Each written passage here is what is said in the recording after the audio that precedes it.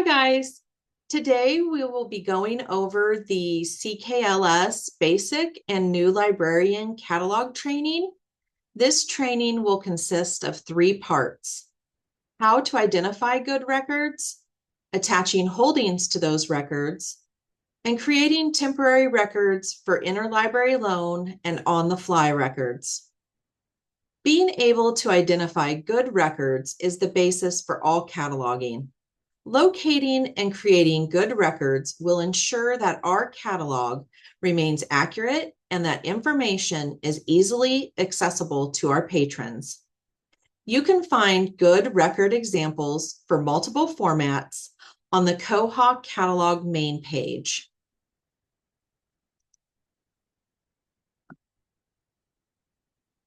Here is the Koha catalog main page. You can get to the cataloging page by selecting cataloging from the top menu, as well as selecting cataloging here. You can go down to how to find good records, and you'll see that there is example of a good record for a book, an example of a good record for a video. We'll take a look at the book record first. Records need to be in English so that people accessing them can read them. However, that doesn't mean that records for books in other languages cannot also contain that language as well. Good records must contain, at a minimum, the following information that is correct and accurate for the item you have in hand. The first 5 elements of the MARC record must match exactly to your item. We'll look at the ISBN. A good record should only have 1 or 2 ISBNs. Then move to the title, the author, the publication information, and that should include a publication date or copyright date. And then you'll look at the description. For books, the last numbered page needs to match. It will also give you information as to whether it will contain illustrations, maps, graphs, photos, and then it should give you the size of your item.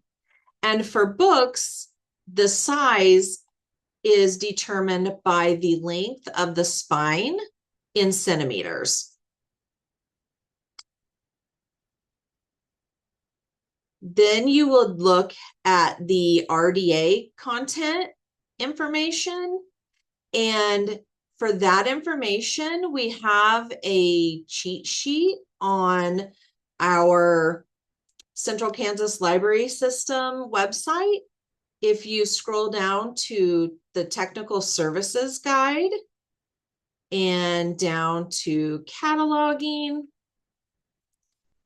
and if you go to the 300s field, you will be able to find all the examples for different formats and the correct RDA content information that should be listed for your record.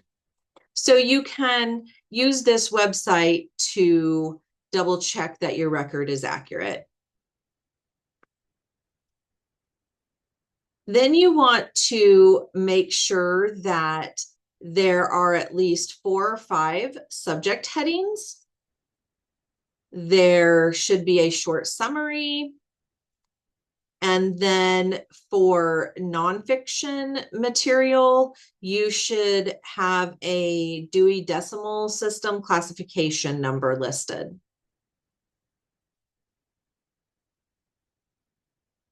And now we will look at a good record for a video.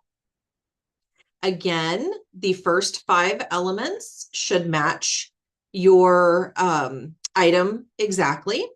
So looking at the ISBN, the title, and then for videos, you would verify the production company or the director,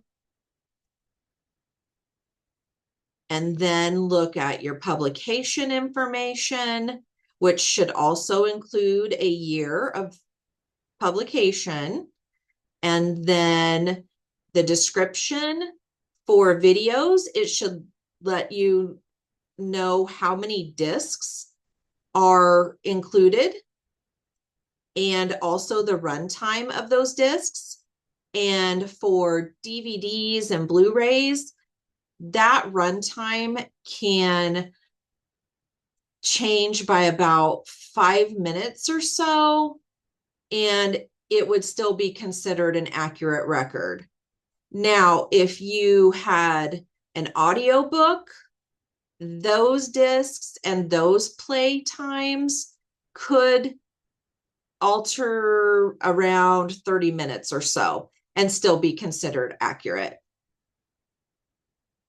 And again, you want to have at least 4 or 5 of the subject headings, the short summary, and any nonfiction information if it's applicable.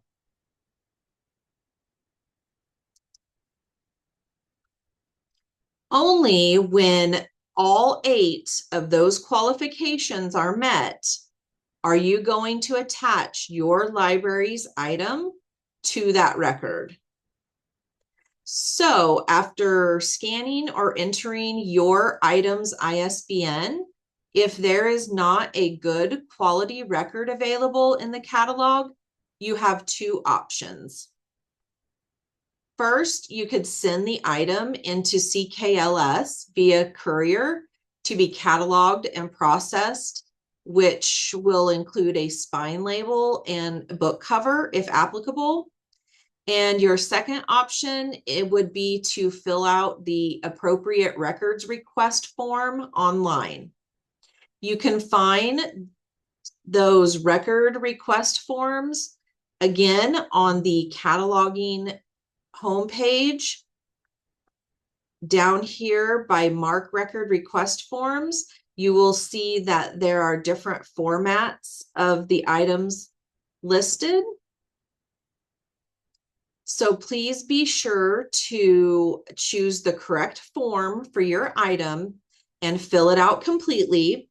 The more details provided, the better the record that can be found or created. We are going to move on to part 2, attaching holdings.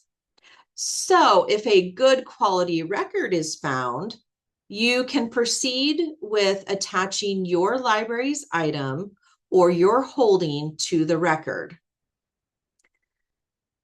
So after scanning the ISBN and selecting the record that is appropriate for your item,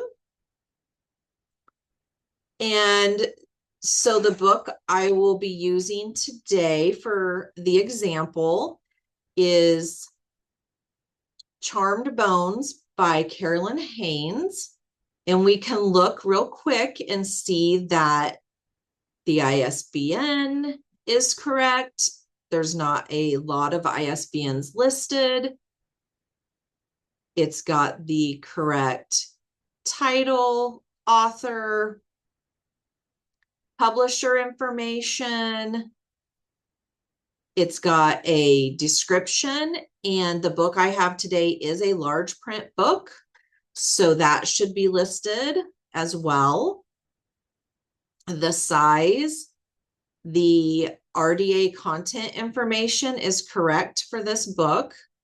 It's got at least 4 to 5 subject headings, a short summary, and it is a fiction book. So this looks like a good record to attach our holding to today. So we will begin by clicking on New and selecting New Item. And on the Add Item screen, the red labeled areas are required. The blue are recommended. So we would start with 8, which is the Koha collection. And this just means, where does your item reside within the entire Koha catalog collection? So since this is a large print book, that would be what we would select. Even though it is an adult book, it isn't a fiction book, but large print should be the category that we select for this item. A and B are auto-filled for you with your library. C, the shelving location, is where does this item reside within your library? So for us, that would be fiction. And then for the date, you can click on the calendar and select today's date. And then you would want to enter your initials. Moving down to O, the Koha full call number. So this is your spine label information, and you should list it exactly as it is listed on your spine label. So this would be a fiction book, and then we use the last name, the first 3 letters of the last name. So it's a fiction book with the author's information. The piece designation code is your library's barcode. So you would want to scan that information in.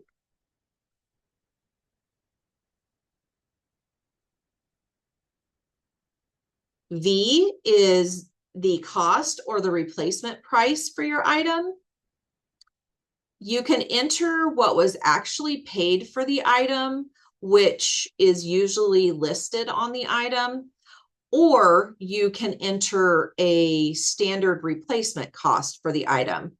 And CKLS, along with the Trailblazers group, suggests the following: $35 for large print books, $25 for hardcover books, $20 for paperback books, $15 for DVDs, $50 for kits, and $60 for audio formats. So we said this is a large print book, so we would enter the $35. And then we come down to Y, which is your Koha item type. So what is the actual form of the book? So if we had an audio book, we would select audio, or that could also include music CDs or playaways, as well as the audiobooks. For kits, that could be your STEM or your STEAM kits, books with CDs, books with cassettes, or even Wonder Books. Video for your DVDs, your Blu-ray. Periodicals for your vertical files, as well as your magazines or newspapers.